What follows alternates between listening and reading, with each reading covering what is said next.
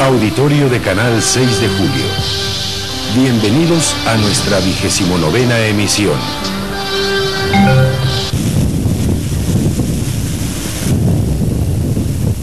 Tabasco, petróleo y rapiña.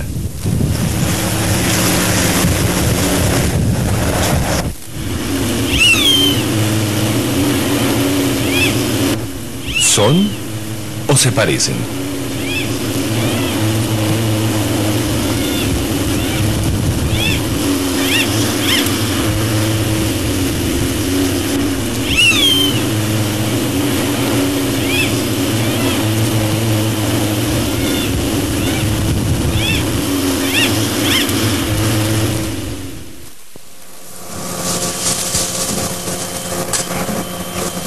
Desde la década de los 70, Tabasco es prácticamente el centro de la actividad petrolera de México. Más de 1 millar de instalaciones de Pemex, en su mayoría pozos, producen unos 450,000 barriles de petróleo que salen diariamente de las costas tabasqueñas. Sin embargo, la explotación de esta riqueza ha traído al Estado severos efectos ambientales, económicos y sociales. En 20 años de operación, 30 explosiones y más de 200 muertos. 80,000 hectáreas agrícolas salinizadas. Alarmante descenso de la pesca en ríos y costas afectadas por desechos líquidos y lluvia ácida como consecuencia de la contaminación atmosférica.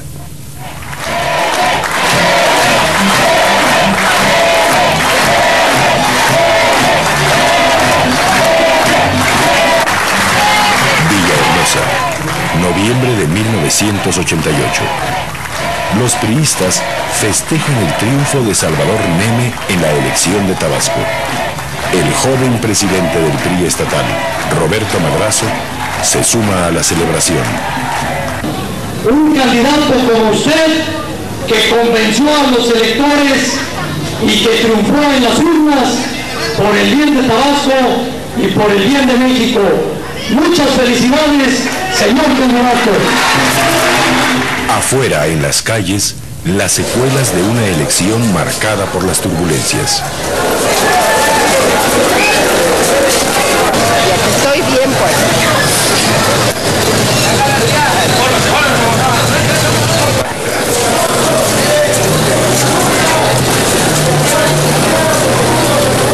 Andrés Manuel López Obrador, el candidato del Frente Democrático Nacional, aún derrotado, inicia un paciente trabajo organizativo en un estado hasta entonces dominado plenamente por el PRI.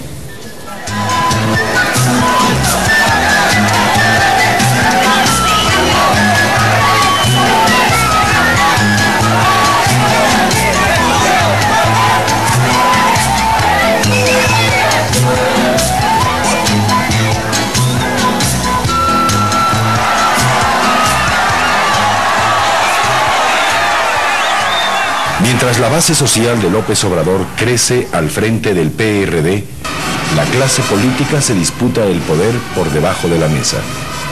Salvador Neme cae de la gubernatura en 1992. Lo sucede Manuel Gurría.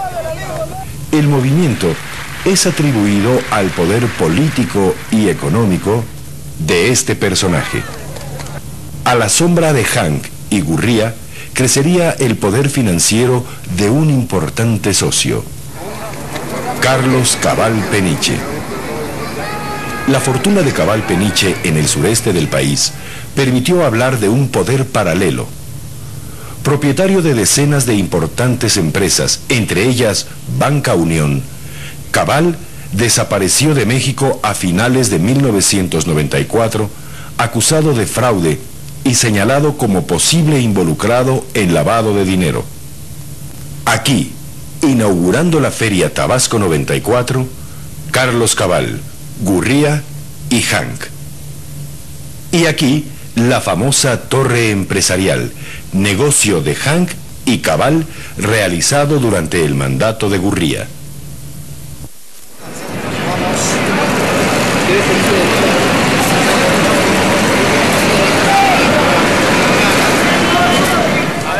Mientras los negocios florecían en Villahermosa, en el zócalo de la Ciudad de México, cientos de tabasqueños, pescadores, petroleros y campesinos acampaban exigiendo indemnizaciones a Pemex. En Tabasco lo que hay es problema con Pemex. Pemex ha habido mucho derramamiento de petróleo, la ecología la está destruyendo y nadie la para. Queremos que Pemex pues, nos indemnice esos bancos perdidos porque pues ya no hay el trabajo ya se acabó. Mucha gente está desempleada por eso, no hay producto. Desde su llegada a Tabasco, Pemex ha invadido comunidades, ejidos y pequeñas propiedades para establecer sus instalaciones. Además, ha dejado de atender miles de peticiones de indemnización y, cuando paga, lo hace por debajo de lo establecido por la Comisión Nacional de Avalúos.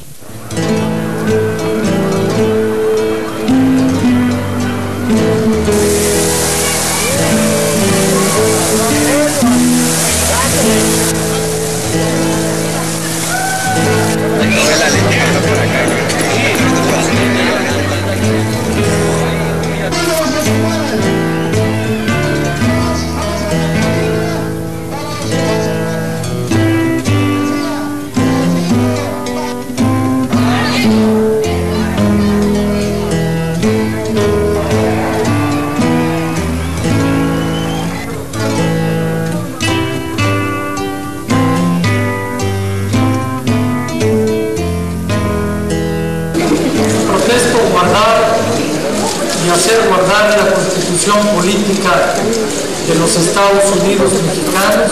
Empieza 1995 y Roberto Madrazo, otro allegado del señor Hank, llega a la gubernatura de Tabasco en medio de intensas protestas. López Obrador, el adversario de Madrazo, exhibe pruebas del fraude y mantiene la movilización. El senador perredista Chontal, Auldárico Hernández Jerónimo, encabeza el bloqueo a las instalaciones de Pemex, aunque sin impedir totalmente su operación. Roberto Madrazo consigue sostenerse y el 18 de enero de 1995 rompe el cerco perredista que le impedía ingresar a Palacio de Gobierno así.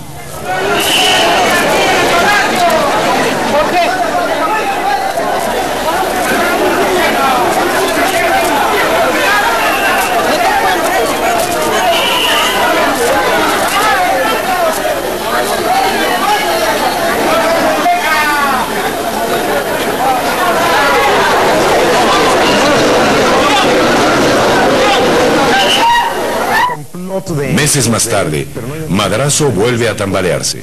Y sí quiero insistir, en este programa está invitado Roberto Madrazo y está invitado Nicolás Haddad, los dos principales priistas de Tabasco, que vengan y expliquen qué es todo este material que tenemos esta noche frente a nosotros, que es únicamente la parte infinitesimal de lo que ya se ha entregado a la Procuraduría General de la República o lo que está ya en proceso de entregarse. Así es. A ver, Andrés Manuel, ¿qué son los rubros más importantes? Mira, hay muchos depósitos, muchas pólizas, sí, o sea, o cheques cobrados para traspaso a una cuenta de México. No sabemos cuál.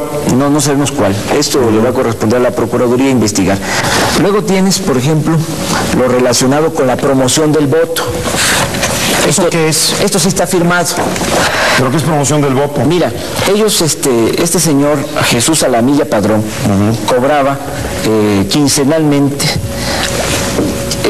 aproximadamente esta cantidad, porque hay veces que es mayor. 547,000. Oye, pero ni Rockefeller cobra eso. Sí, no, pero él cobraba... López Obrador ha presentado pruebas del gasto excesivo de su oponente durante la campaña electoral. 241 millones de nuevos pesos, o sea, $250 por cada voto obtenido. La cantidad representa el doble de lo declarado como gasto de la campaña presidencial de este señor. y 400 veces lo gastado por López Obrador. La justicia mexicana toma el asunto con calma y Roberto Madrazo se encierra en esta residencia a invocar al federalismo y a estrenar las instalaciones de seguridad que mandó poner a un costo de 5 millones de pesos. La sombra de Cabalpeniche acompaña al gobernador.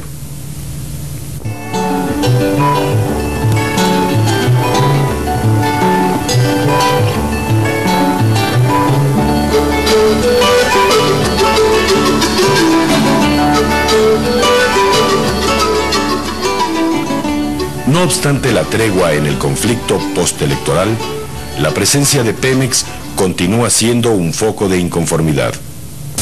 En nombre del federalismo, en nombre del orden federal, de la propiedad federal, con esa bandera entraron invadiendo las tierras, sin tomar en cuenta los dueños que somos nosotros, de nuestros territorios, de nuestras tierras. Entró dañando las aguas, los cultivos.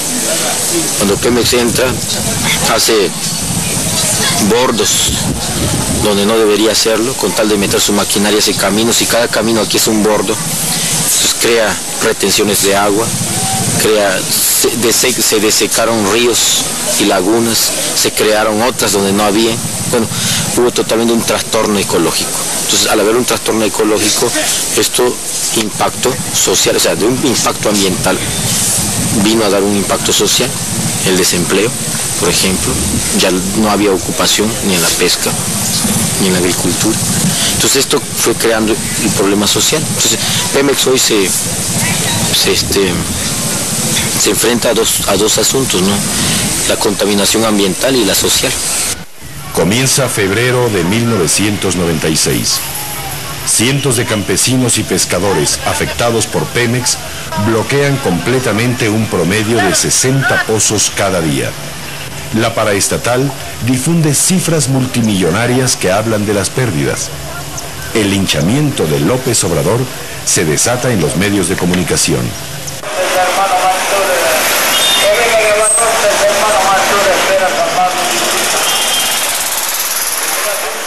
La justicia ahora sí tiene prisa. No obstante que las detenciones inician de inmediato, la presencia perredista en los bloqueos no disminuye y se mantiene pacíficamente.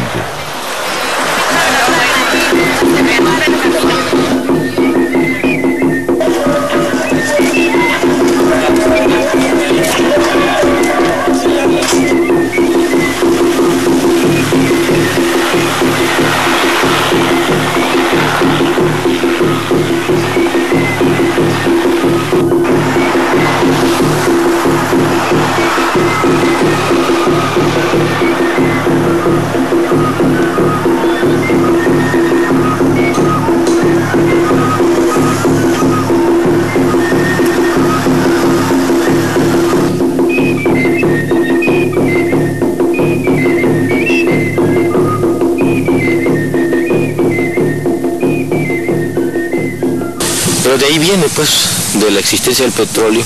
En otros países, en Estados Unidos, en otras partes del mundo, en Arabia, el tener petróleo, algún pueblo, para ellos es bendición, aquí es maldición. Porque no, en lugar de beneficiar, contamina, degrada el ambiente. Y a costa de eso, cuando se protesta, también se reprime, ¿no?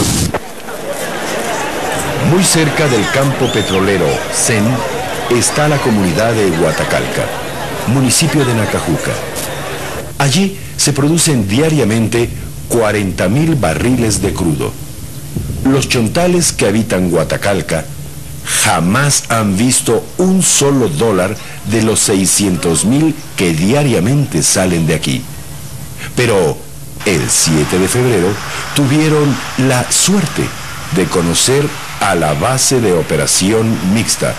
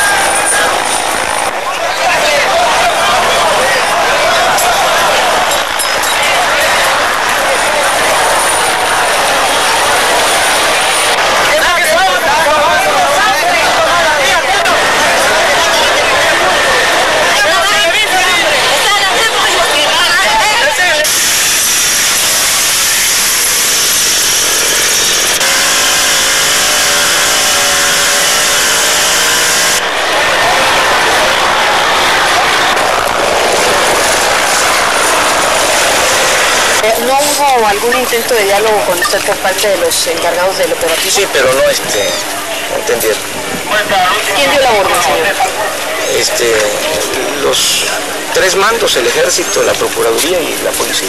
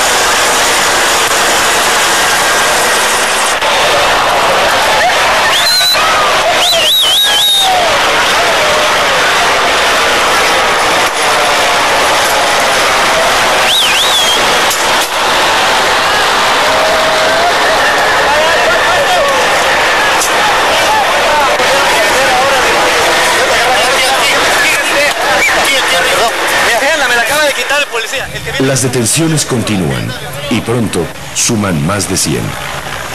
También hay prisa para dictarles formal prisión a los perredistas y para que el PRI solicite el desafuero del senador Chontal Audárico Hernández y se gire orden de aprehensión contra López Obrador. Lo de mi desafuero, eso me tuvo sin cuidado todo el tiempo mientras estuve aquí, porque, en primer lugar, el poder que me ha dado el pueblo, yo no lo he agarrado para traficar drogas, por ejemplo, para asesinar a alguien, para estar involucrado en ilícitos.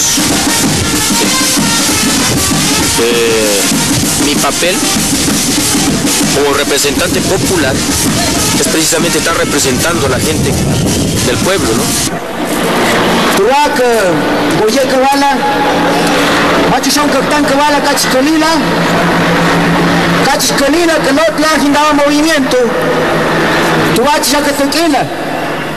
Audárico Hernández habla en Chontal, pero cuando habla en español, el gobierno tampoco entiende. Yo les invito a que mantengamos la calma. Y fíjense que les estoy pidiendo algo el día de hoy, que fuimos agredidos, pero este es el camino. Nosotros debemos mantener la resistencia civil pacífica. A ver, ¿quién se cansa primero? Ellos de meter el ejército y la policía, y nosotros de movilizarnos todos los días en defensa de nuestros derechos. No se vayan a cansar, no se vayan a desesperar, no se desesperen, compañeros. No hace falta la fuerza bruta, nosotros tenemos la razón.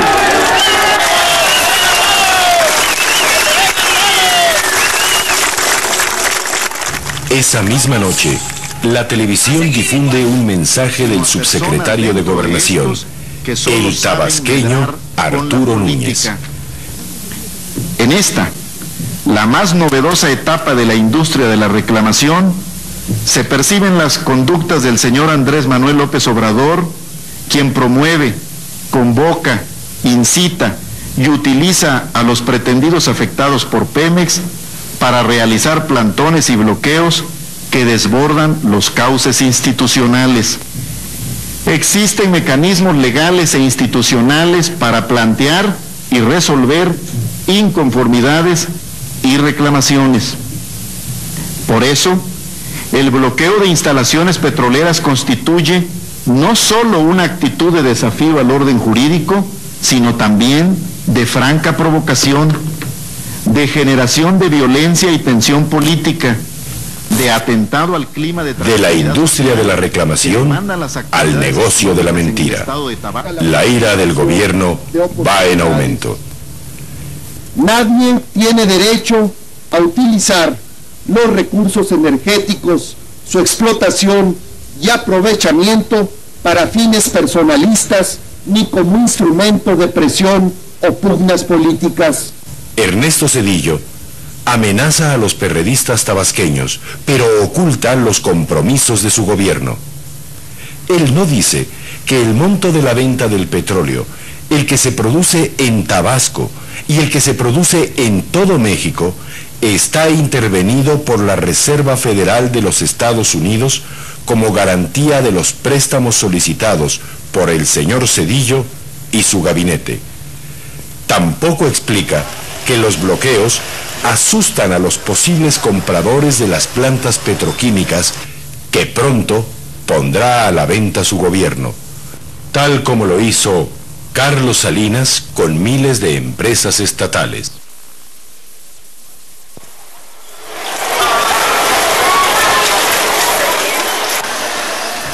Tabasco vuelve a la calma. Pese a las bravatas gubernamentales, Pemex ofrece revisar los miles de expedientes con solicitudes de indemnización y los inconformes se retiran de sus instalaciones y luchan por la libertad de sus compañeros. Primero el acuerdo fue de que se iba a poner una mesa de negociación donde se iba a tratar todos los puntos que nosotros estamos planteando. Sí, los puntos son que Pemex pague las afectaciones a pequeños propietarios, a comuneros, a pescadores libres, ¿sí?, por las afectaciones de sus actividades. Segundo, que Pemex indemnice, pague una rentabilidad a los ayuntamientos donde está operando. Caso contrario, de que no se cumpla esto, de que no liberan a los compañeros detenidos, porque no son delincuentes, son luchadores sociales igual que nosotros, pues volvemos a lo mismo, ¿no? Total, aquí nosotros vivimos.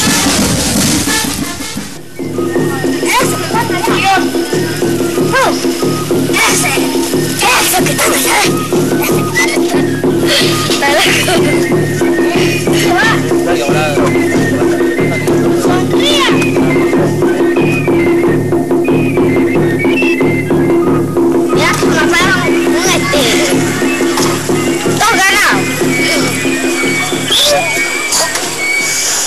Madrazo continuará encerrado en su búnker de Villahermosa y tal vez muy pronto deje la gubernatura que compró.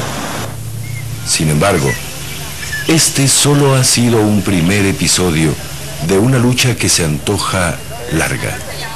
La lucha por lograr que el petróleo sirva a los mexicanos y que deje de ser riqueza que hace pobres a tantos hombres.